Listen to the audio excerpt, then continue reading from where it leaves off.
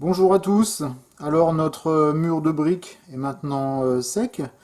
Bon, il commence à avoir une jolie petite allure, mais il va falloir donner un petit peu de patine à tout ça, et c'est ce qu'on voit tout de suite après le jingle.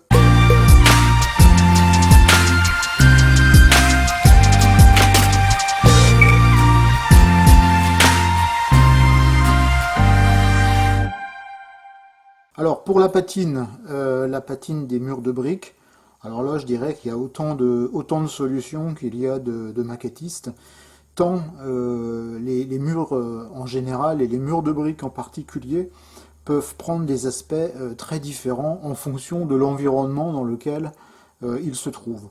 Alors, ce que je vais vous montrer ici, c'est les bases de la technique. Après, charge à chacun, en fonction de ce qu'il veut représenter, de forcer tel ou tel effet ou de forcer tel ou tel contraste. Il faut juste retenir une chose, c'est qu'on va travailler sur un matériau qui est extrêmement poreux, et donc il faut travailler très dilué.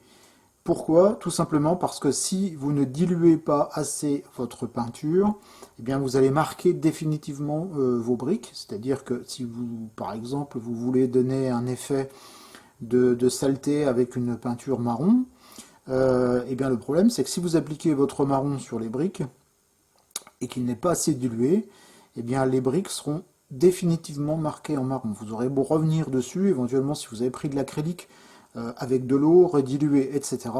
Eh bien, le problème c'est que vous allez salir votre mur et ce ne sera pas réversible. Alors, pour assurer un petit peu le coup et pour essayer de mettre un petit peu les atouts de mon côté, moi, pour le weathering des murs de briques, j'utilise des crayons aquarellables. Ils permettent donc une dilution extrême. Et puis je trouve, après avoir fait différents tests avec différentes peintures, je trouve que c'est avec ce type de couleur que l'on arrive à contrôler au mieux les effets qu'on veut donner sur des murs qui sont donc réalisés ici avec des briques en plâtre. Alors je vais utiliser, pour l'exemple, je vais utiliser trois couleurs. Je vais utiliser du buff, je vais utiliser du earth brown et je vais utiliser du light green. Alors le buff va me servir à bien apporter un petit peu de nuance, à salir un petit peu mon mur, à lui donner une petite couche de poussière, tout en restant léger, hein. L'important c'est de bien conserver l'aspect des briques. Ensuite je vais utiliser donc le Earth Brown qui lui par contre va servir à foncer notamment certains joints. Certaines zones peut-être un peu plus humides, donc un peu plus marquées par les intempéries. Et puis je terminerai avec le vert, le light green. Donc l'intérêt du light green, c'est de donner un petit peu des effets de mousse, comme on peut avoir sur les zones qui sont un peu plus marquées par l'humidité.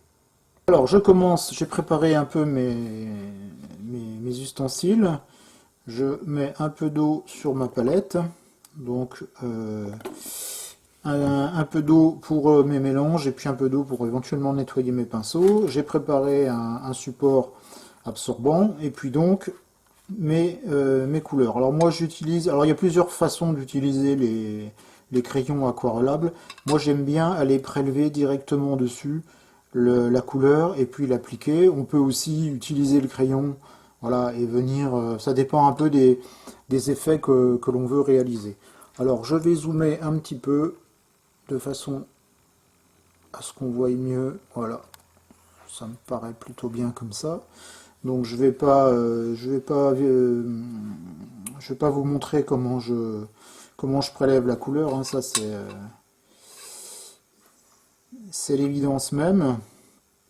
Donc en fait je trempe mon pinceau dans l'eau, je viens appliquer l'eau sur la pointe du crayon et donc je dissous un peu la teinte qui vient donc sur mon pinceau et je viens déposer aux endroits voulus sur le mur. Alors ce qui est important, c'est de bien laisser l'eau s'évaporer pour venir ensuite retravailler retravailler la teinte. Alors je vais quand même dézoomer un petit peu, voilà. Je pense que ce sera mieux comme ça. Alors après, c'est un peu en fonction de l'artiste, hein, et de ce que vous voulez faire, hein. Donc là, j'applique les couleurs sur des zones aléatoires, en évitant de venir trop marquer le blanc que j'ai réalisé dans la dernière vidéo qui simule les traces de salpêtre. Donc si on en a trop mis, c'est pas grave, vous voyez, je peux venir rectifier le tir avec justement le bœuf.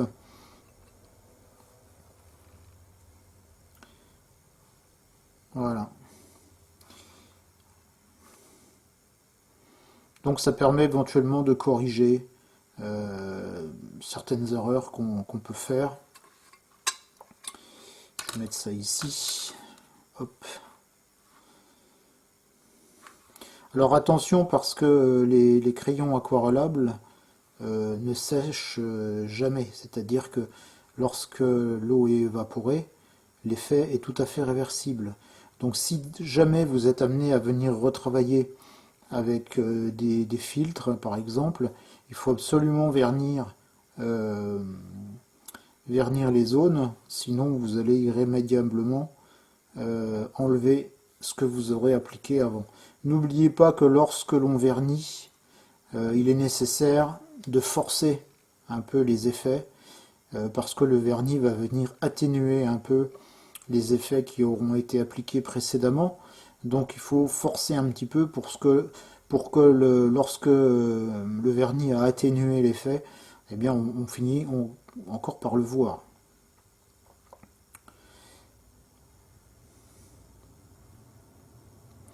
Voilà, je vais m'arrêter là. Je vais juste rajouter un peu ici et je vais attendre environ 2 ou 3 minutes que l'eau s'évapore. Voilà, donc l'eau s'est un peu évaporée. Maintenant, je vais venir ressuyer un petit peu tout ça de façon à ce que les effets soient moins marqués. Et puis donc, pour ce faire, je vais utiliser une brosse. Moi, j'aime bien utiliser les brosses assez plates, surtout celle-ci qui est biseautée, pour justement venir travailler dans le sens vertical. Alors, je mouille un peu mon pinceau, et puis donc, alors, je me mets bien en face la caméra, et puis donc, je viens tout simplement essuyer dans le sens vertical. Voilà, vous voyez, donc on arrive quand même à un bon petit contrôle, d'où l'intérêt pour moi d'utiliser des crayons aquarellables pour ce genre de travail. Alors, je peux même venir atténuer dans les joints.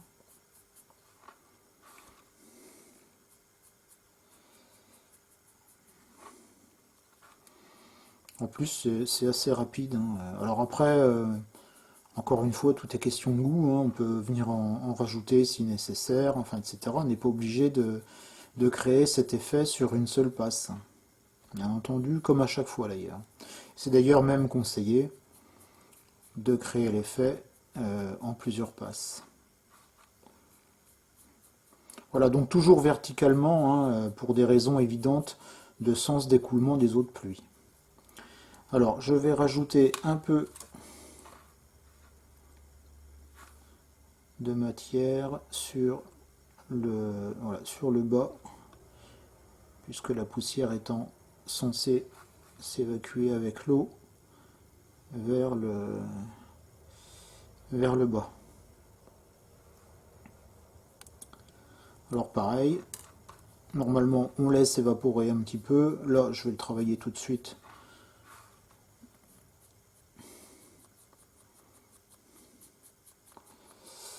Voilà.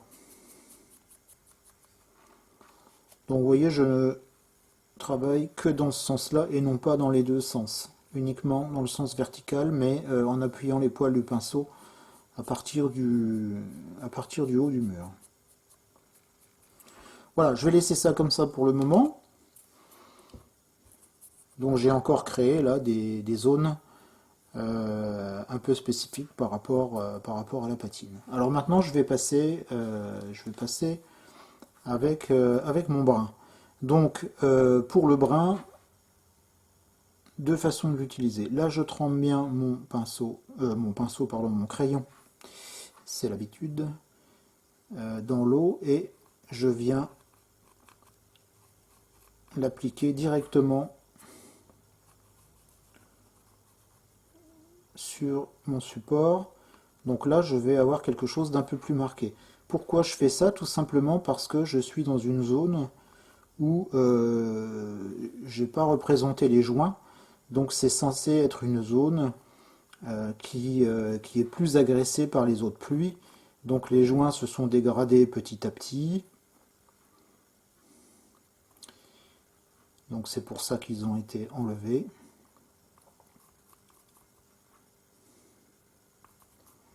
Bon, pour l'instant, je ne cherche pas à finesser, hein, c'est plutôt du brut de fonderie. Je vais créer le même style de zone à ce niveau-là, un peu ici. Alors ce qui est intéressant au niveau d'un mur, par exemple, vous pouvez y mettre une gouttière qui est endommagée et justifier justement l'excès d'humidité à cet endroit-là. Enfin, il y a énormément de possibilités. Il faut simplement regarder ce qu'on trouve dans la nature. Donc là, j'ai des joints qui sont vraiment fortement marqués. Je vais en mettre un peu là. Donc je vais venir les retravailler tout de suite au pinceau pour bien mettre du brin à l'intérieur. Et puis donc ici, alors ici, je vais voilà, ménager une zone un peu plus foncée. Donc je récupère de la matière et je viens bien le mettre à l'intérieur pour bien colorer la partie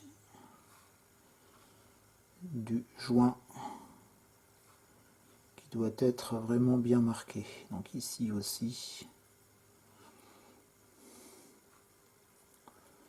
Donc c'est important hein, de venir bien camoufler toutes ces zones qui n'ont pas de joint, où le joint a été détérioré.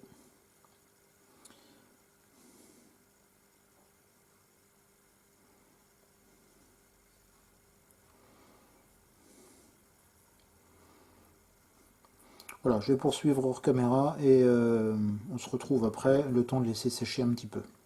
Voilà, donc mon brin est sec. Donc maintenant, même opération, je reprends ma brosse que je trempe dans l'eau et je vais venir maintenant ressuyer dans le sens vertical le brin que j'ai déposé précédemment. Alors je pars bien du haut. Alors est-ce qu'on voit bien? Oui. Bon, ça sèche assez vite hein, puisque on est sur un matériau qui est extrêmement poreux. Donc l'eau est vraiment bue assez rapidement, hein.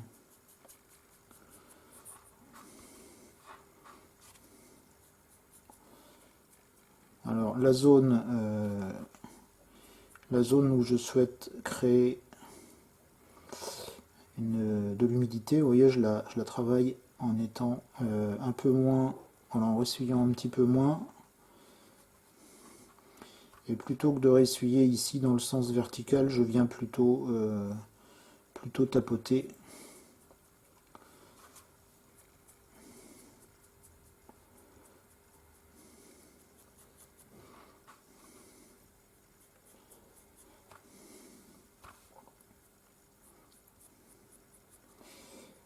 Pour éviter d'en enlever de trop justement.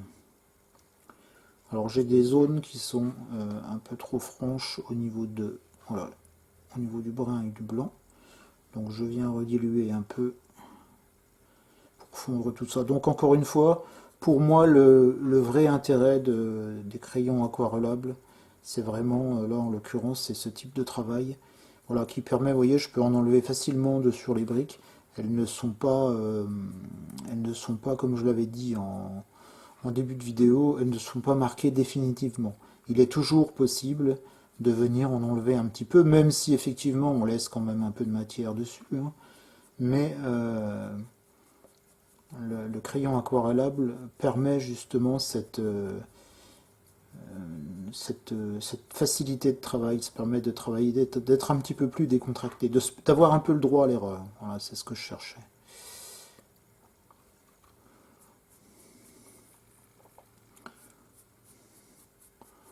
Voilà, donc là je vais créer encore quelques coulées verticales.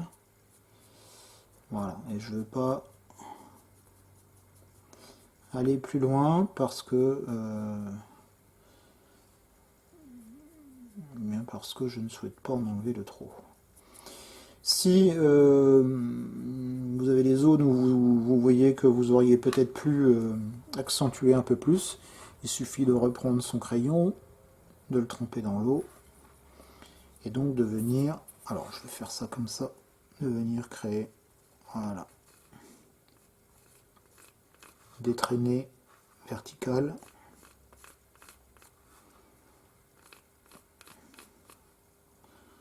Qu'on va venir retravailler spécifiquement.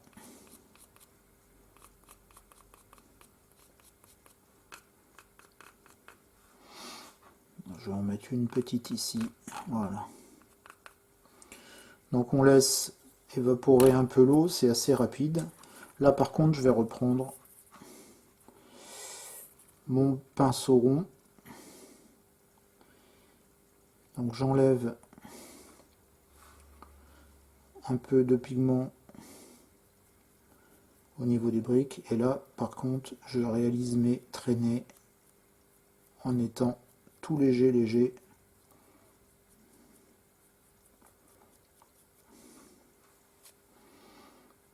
au niveau du mur. Voilà, ici je veux vraiment une zone qui reste bien sale.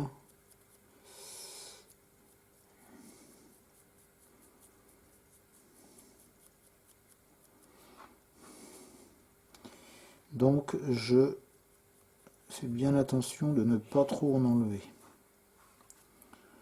Et puis donc j'ai aussi cette partie là. Donc c'est important de ressuyer le surplus. Voilà, vraiment ici là j'en ai trop enlevé, donc j'en rajoute. Voilà, je veux vraiment quand même avoir quelque chose qui reste.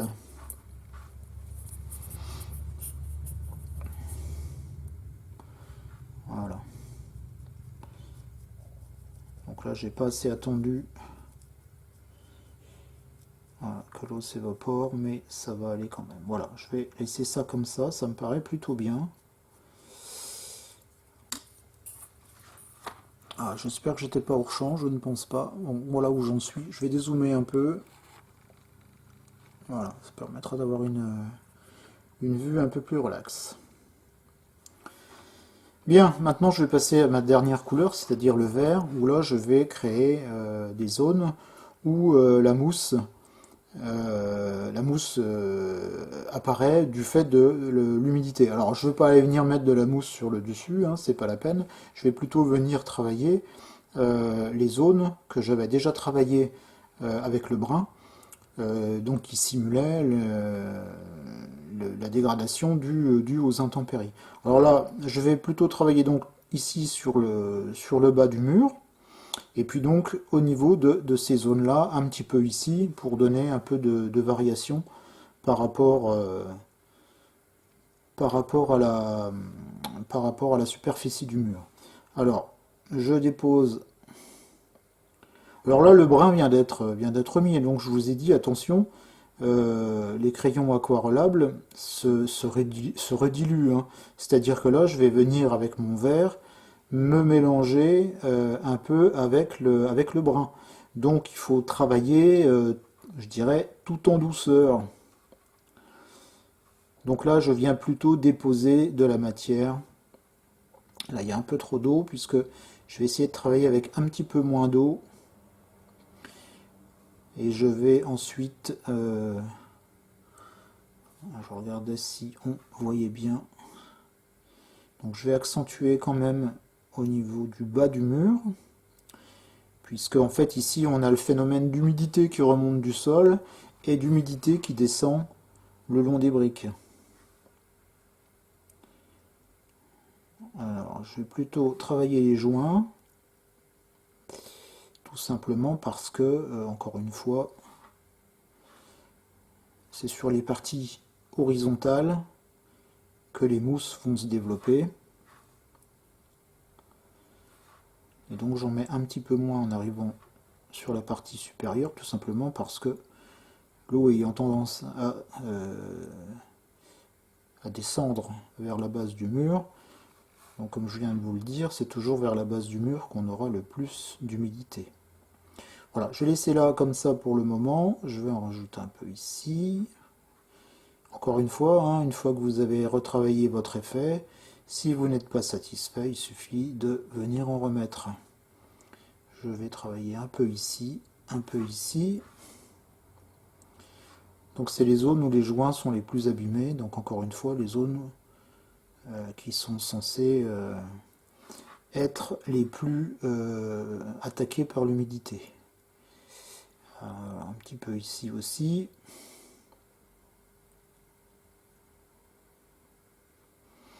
Voilà. Donc là, je vais reprendre ma brosse. Et pour enlever un peu de matière, je tapote. Voilà. Alors, est-ce qu'on voit bien? Je vais peut-être zoomer un peu. Voilà. Plus besoin de voir la palette. Ce qui est important, c'est de voir le support.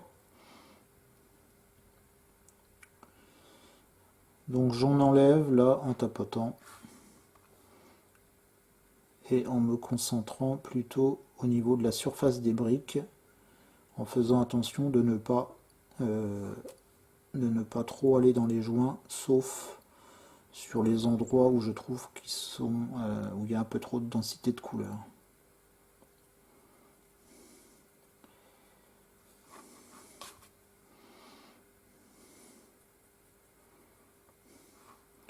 Là, je vais reprendre un peu, voilà. Je vais laisser sécher, je vais venir retravailler un peu ici. Donc vous voyez, hein, on arrive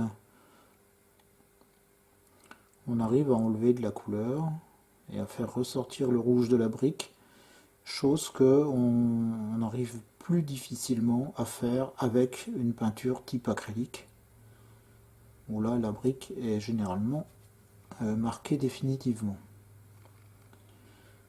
Voilà. Donc encore une fois, hein, le crayon aquarellable, c'est ma technique et mon avis. Hein. Si vous vous sentez mieux avec autre chose, eh bien, faut pas hésiter. Hein. L'important, c'est de faire comme on le sent, et surtout avec les produits ou les matériaux avec lesquels on se sent le mieux. Là, je vais retravailler un peu ça comme ça.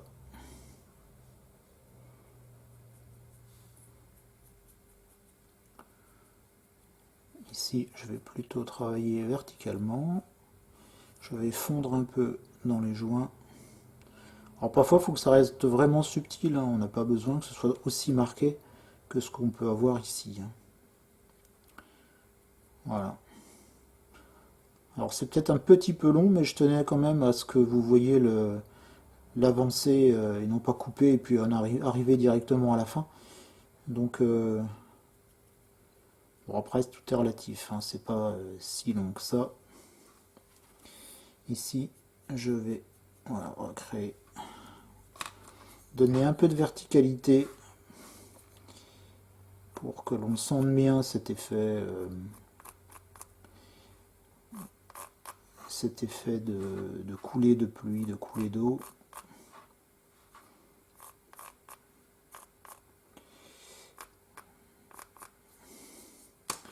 Et donc là, je vais plutôt utiliser mon pinceau rond. Alors, je vais attendre un petit peu. Voilà, ici par exemple, je suis déjà presque sec. Donc c'est l'avantage, hein, je dirais, de travailler sur des matériaux poreux. On a, on arrive assez vite à la possibilité de retravailler.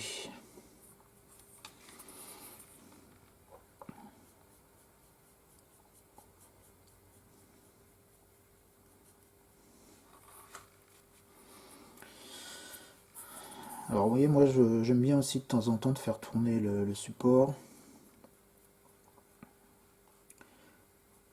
de façon à avoir plus de facilité dans le geste. Bon là c'est l'avantage de travailler avec un support qui est plus petit, hein. C'est sûr que si on travaille sur quelque chose de plus volumineux, c'est un peu plus compliqué. Voilà, là je fonds un peu dans les joints. Et je vais m'arrêter là, comme bien souvent, comme je dis que je vais m'arrêter, j'en ai encore pour quelques minutes. Voilà, là, je vais reprendre un peu. Voilà. Donc je vais cette fois, je vais m'arrêter là. Voilà donc pour la réalisation des murs de briques. Donc vous voyez, hein, toutes les possibilités sont réalisables. Les seules limites sont celles de la réalité, de ce que vous pouvez voir dans la nature, mais aussi de votre imagination. Donc encore une fois, ce que j'ai fait là, c'est juste une façon de représenter l'aspect défraîchi d'un mur de briques. Vous pouvez également représenter un mur plus neuf, moins dégradé. Alors après, voilà, tout dépend de votre objectif de réalisation. Mais sachez que voilà, ce sont des techniques qui sont finalement assez simples et qui, selon moi, donnent quand même des résultats plutôt sympathiques. Donc ici, on est en présence d'un mur qui, sans être fortement dégradé, commence quand même à subir un peu les affres du temps. Tant dans sa conception, puisqu'on voit qu'il y a beaucoup de joints qui sont usés, que dans son aspect définitif, puisqu'on a quand même beaucoup de traces d'humidité. Je trouve que l'humidité, les traces marron et les traces vertes, ça colle plutôt pas mal avec les briques, avec on va dire l'aspect rougeâtre orangé des murs de briques, et puis les petites pointes de salpêtre et les joints. C'est quelque chose qui, encore une fois, viennent bien faire comprendre au cerveau ce qu'on a voulu représenter. Voilà donc mon petit échantillon de mur de briques. J'espère que sur cette petite playlist, vous avez appris ou découvert certaines choses. J'espère également que vous avez pris plaisir à regarder cette dernière vidéo et je vous dis à bientôt pour une prochaine vidéo et peut-être une prochaine playlist.